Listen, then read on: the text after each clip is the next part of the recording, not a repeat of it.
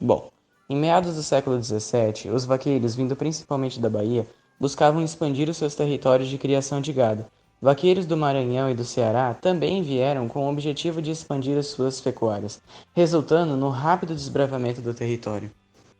Em 1718, os territórios, até então no controle da Bahia, passam a ser do Maranhão, no comando do capitão Domingos Afonso Mafrense, que fundou 30 fazendas de pecuária, tornando-se o fazendeiro mais próspero da região. Após a sua morte, ele deixou as suas fazendas aos padres da Companhia de Jesus, onde desenvolveram ainda mais esse patrimônio, o que contribuiu significativamente para o desenvolvimento de sua região. Após os jesuítas serem expulsos do Brasil, as fazendas entraram em declínio. Quanto à colonização, o Piauí foi o único estado colonizado do interior ao litoral, pois teve início de sua colonização as fazendas de gado. Após a independência do Brasil, algumas províncias continuaram sob o poder de Portugal. Com medo de perder suas posses, Portugal enviou suas tropas de Oreias, a capital da época, a Parnaíba. O grupo recebeu adesões, mas perdeu suas posses em meados de 1823 na Batalha de Genipapo. Em 1852, a capital foi transferida de Oreias a Teresina, dando início a um período de crescimento econômico. Contudo, após a proclamação da República, o Estado apresentou tranquilidade na área da política, entretanto, grande dificuldade na área econômica e social. Estima-se que antes da colonização do Brasil, a região onde está situado o estado do Piauí, existiam cerca de 150 tribos indígenas, entre elas o Tremembés, os Pimenteiras, os Guegués, as Gamelas, os Genipapos e entre as demais tribos que foram dizimadas. Contudo, grande parte dos hábitos dos piauienses foram herdados dos índios, como por exemplo na culinária temos a tapioca, o cuscuz, também temos o costume de dormir em redes e até mesmo o hábito de tomar banho várias vezes por dia, mesmo o clima não favorecendo. Religiosidade. Além do título de Cidade Verde, Teresina também é considerada a cidade mais católica do Brasil. De acordo com os dados do IBGE, em Teresina, cerca de 86% dos fiéis são católicos. Já em relação aos evangélicos, Teresina lidera frente a outros municípios piauienses. Na capital, estes fiéis somam quase 9%, enquanto no interior chegam a 6%. A diversidade religiosa também cede espaço para fiéis que escolhem outros tipos de crença, como a Umbanda, Candomblé ou religiões orientais. Futebol. As principais competições organizadas pela Federação de Futebol do Piauí são o Campeonato Piauiense de Futebol, onde o campeão e o vice-campeão ganham vaga para representar o Piauí na Copa do Brasil no ano seguinte. E a Copa Piauí, onde o campeão ganha vaga no Campeonato Brasileiro de Futebol da Série D. Também tem o Campeonato Piauiense de Futebol Feminino, onde o campeão se classifica para a disputa da Copa do Brasil de futebol feminino. Antes de 1941, a competição era disputada no formato de ligas, uma em Teresina e outra em Parnaíba. A primeira ocorreu em 1916, organizada pela Liga Esportiva Parnaíba, tendo Parnaíba Esporte Clube como seu primeiro vencedor. Os principais times de futebol do Piauí são a Associação Atlética de Altos, o Esporte Clube Flamengo, Parnaíba Esporte Clube, Piauí Esporte Clube, Sociedade Esportiva de Picos e o River Atlético Clube. Opa, meu nome é Carlos Eduardo Soler e eu vou apresentar os pontos turísticos do Piauí. O primeiro ponto que eu vou apresentar aqui é o Delta do Parnaíba. Ele é considerado uma das mais belas paisagens do mundo. Está localizado entre o estado do Maranhão e do Piauí, tendo a sua porta de entrada em Parnaíba. É um arquipélago formado por 5 saídas para o mar, também chamadas de barras. A Barra do Tutoia, Barra do Caju, Barra do Igaraçu, Barra das Canárias e Barra da Melancieira. Além das barras, é possível encontrar no delta algumas espécies de animais que estão em extinção, como o macaco-prego, o jacaré do papo amarelo, entre outros. Agora eu vou falar sobre o Parque Nacional da Serra da Capivara. O Parque Nacional da Serra da Capivara ela é uma unidade de conservação brasileira de proteção integral à natureza, que se localiza nos municípios piauienses de Canto do Buriti, Coronel José Dias, São João do Piauí e São Raimundo Nonato. Esta área ela tem maior e mais antiga concentração de sítios pré-históricos da América. São mais de 30 mil pinturas rupestres a céu aberto que revelam como eram a vida dos nossos antepassados. Por esse imenso valor histórico, o local ele foi declarado como Patrimônio Mundial da Unesco e assim foi tombado como Patrimônio Cultural da Humanidade. Parque Ecológico da Cachoeira do Urubu. A área de proteção ambiental da Cachoeira do Urubu, conhecida popularmente como Parque Ecológico da Cachoeira do Urubu, é uma área protegida localizada no norte do estado do Piauí. Ela é localizada entre os municípios de Batalha e Esperantina. Ela se encontra junto ao curso do Rio Longa e é a 180 km de Teresina. A queda d'água é rápida e as formações rochosas elas impressionam os turistas. Mas o que mais impressiona é quando acontece o fenômeno chamado piracema, momento em que os peixes procuram as nascentes do rio para desovar e para fugir da correnteza eles saltam sobre os blocos de pedra formando um lindo espetáculo. Parque Nacional das Sete Cidades. O Parque Nacional de Sete Cidades é uma unidade de conservação brasileira de proteção integral da natureza, localizada na região norte do estado do Piauí. O território do parque ele está distribuído pelos municípios de Brasileira e Piracuruca. O ponto turístico recebe este nome porque reúne 7 grupos de rochas. Seus monumentos são totalmente esculpidos pela natureza. Os ventos, chuvas, o calor e a flora formam símbolos, animais e figuras humanas surpreendentes. O parque também contém savanas áridas, protege uma importante formação geológica e conserva os recursos hídricos em uma região seca. Nesse local também existem pinturas rupestres e inscrições pré-históricas como uma atração. Parque Ambiental Encontro dos Rios.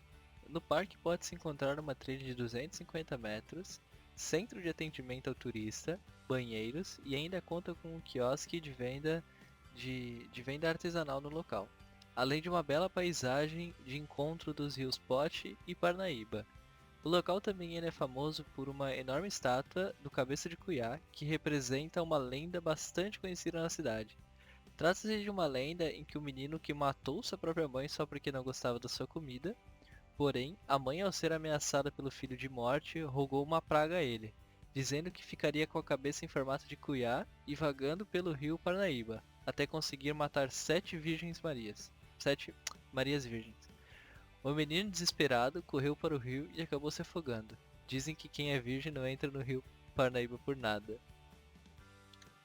A diversidade cultural refere-se aos diferentes costumes de uma sociedade, entre os quais podemos citar vestimenta, culinária, manifestações religiosas, tradições, entre outros aspectos.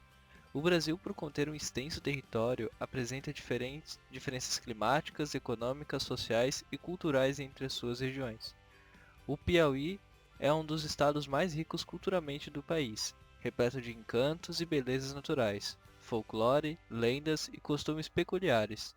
Porém, o seu maior destaque é a culinária. Pode ser uma das mais ricas e apetitosas do Brasil. Sabores e temperos como cheiro verde, cebolinha branca, pimenta de cheiro e urucum dão mais gosto e complementam alguns pratos, além dos famosos doces exóticos, como buriti e compotas de caju, manga, casca de limão e a famosa bebida a cajuína. O Piauí teve influência do mestiço, do índio, do negro e dos colonizadores portugueses. Não existe um prato que seja tipicamente piauiense. O que se tem, na verdade, são adaptações de pratos regionais que foram modificados ao longo dos anos. A capacidade criativa das mulheres do passado, que acrescentavam novos temperos na comida, modifica um prato já existente. Além de tudo isso, o estado do Piauí é muito rico em manifestações culturais. As manifestações mais comuns do Piauí são Bumba Meu Boi, Cavalo Piancó, Côngada, Samba de Cumbuca, Roda de São Gonçalo, Reisado, entre outros. Oi, meu nome é Júlia e eu vou falar sobre as lendas piauienses. O folclore do Piauí, ele é cheio de tradições típicas próprias deles e que são muito passadas de geração em geração, que incluem todos os costumes, os mitos, danças, poesias, músicas, festas populares. E uma coisa que é deles também e que está muito no nosso meio é, por exemplo, a quadrilha nas festas de São João.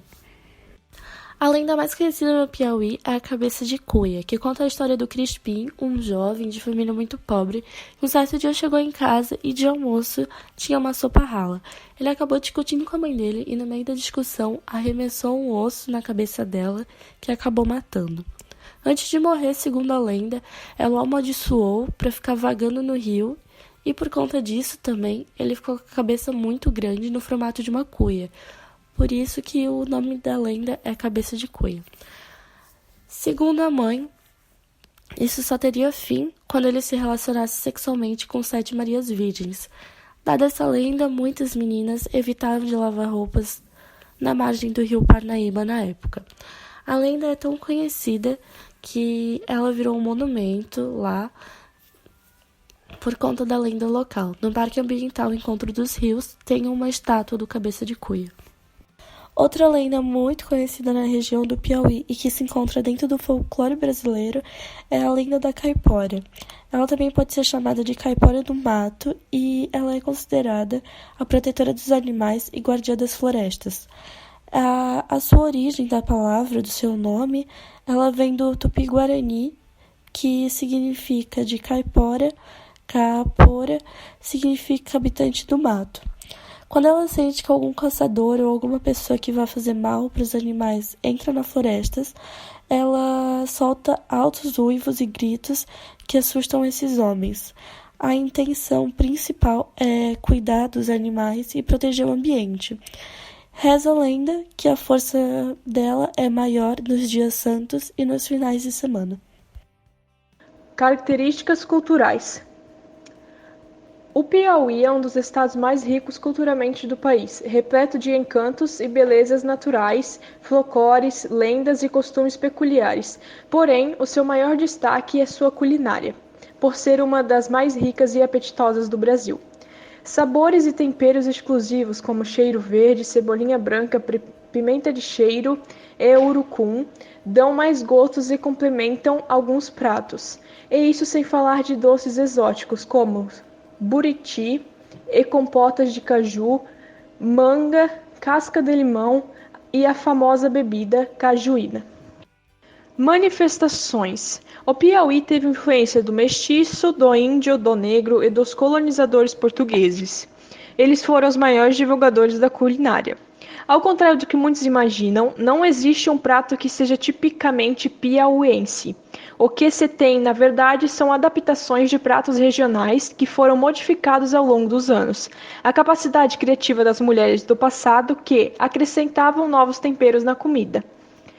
O estado do Piauí é muito rico em manifestações culturais. Como o estado é relativamente grande, havendo vários tipos de clima, vegetação e relevo, é comum a variedade de cultura conforme o local.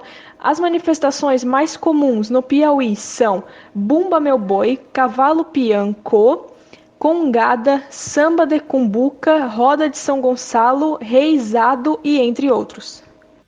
O fazer cultural característico do povo piauiense é apresentado de diversas formas, seja na música, dança, teatro ou até nas misturas das manifestações culturais é que se encontra a identidade cultural deles. Em festivais que ultrapassam a capital teresina, a cultura é preservada por meio do fomento de diferentes tipos de arte e apresentações pelo Estado, como ocorre também em Floriano, Oeiras, Pedro II e Bom Jesus. Os festivais de cultura também servem como ponta de entrada para jovens artistas, por meio de oficinas permanentes e cursos de diferentes áreas. Os eventos proporcionam visibilidade e incentivo aos artistas que estão iniciando. Em Oeiras, crianças têm aula de bandolins no Centro Cultural Major Celemérico, que foi totalmente recuperado no início do ano, e se apresentam na Semana Cultural do município. Em Floriano, são ministradas oficinas de teatro e iluminação cênica no Espaço Cultural Maria Bonita. A cidade recebe em novembro o Festival Nacional de Teatro. Os jovens dançarinos da Escola de Dança Lenira Argento, em Teresina, também viajam ao estado apresentando nestes festivais. Oi, meu nome é Pedro Henrique Kohler e eu escolhi o número 4 que são as relações com os conteúdos trabalhados na disciplina de Sociologia durante esse ano letivo. Foi o tópico que eu resolvi falar porque foi, acho que, o que eu mais gostei em si.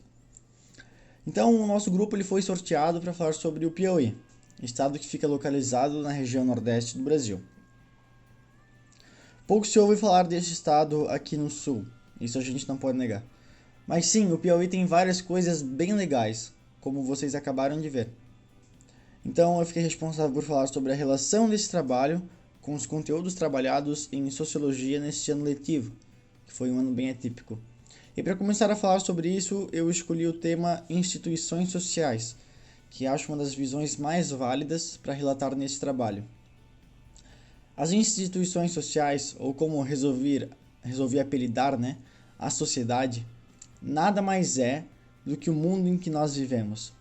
Vivemos em meio a um conjunto de regras e procedimentos padronizados, reconhecidos e sancionados e aceitos pela sociedade, e que possuem um enorme valor social. Nada mais são do que os modos de pensar, agir e de sentir, que o indivíduo encontra estabilidade. Então, as principais instituições sociais são a família, o ensino, a instituição religiosa, a instituição jurídica, a instituição econômica e a instituição política.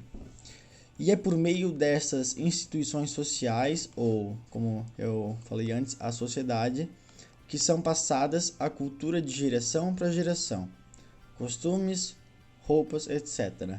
Então achei muito válido falar sobre esse tema, que tem tudo a ver com o trabalho que estamos apresentando, que é sobre a diversidade cultural do nosso querido Brasil. Outra aula que já podemos meio que emendar com esse tema de instituições sociais, é a identidade de cada povo. A aula sobre identidade, A identidade de cada povo, de cada ser, na forma de agir, pensar, representar. Nesse nosso gigante Brasil, a diferença cultural é 100% visível. Até no sotaque, no pronunciamento de uma mesma língua, temos diferença. Logo também trabalhamos sobre cultura, a cultura de cada povo.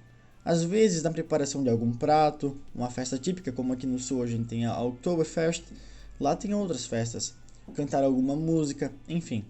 A cultura é presente em cada estado, em cada povo, é passada de geração para geração, como comentamos acima pelas instituições sociais, ou a sociedade. E por último, eu acho muito válido comentar sobre a construção de estereótipos. Você já ouviu quando pequeno algum adulto falar, não vai lá pra rua porque lá passa um homem do saco que carrega as criancinhas. Claro que fazendo isso o adulto ele tem um intuito bom, Ele não quer que a criança vá para a estrada porque algum carro pode não ver e atropelar, certo? Mas nisso ele está criando não um estereótipo em si, mas sim uma lenda, Então, o homem do saco que pega criancinhas. E assim existem várias, algumas que a gente nunca vai ouvir falar, por serem muito locais, mas também algumas muito conhecidas, como Cuca, Curupira, Saci Pererê e assim em diante, Por aí vai. Então, centenas de lendas criadas, alimentando assim a cultura de cada povo. Quando eu falei sobre o estereótipo, eu não quero falar sobre um estereótipo em si, mas sobre um enriquecimento de uma cultura, A criação de lendas, na prática de alguns costumes, enfim. Então, a cultura vai passando de geração para geração. Então, essa foi a minha parte, que é o item 4.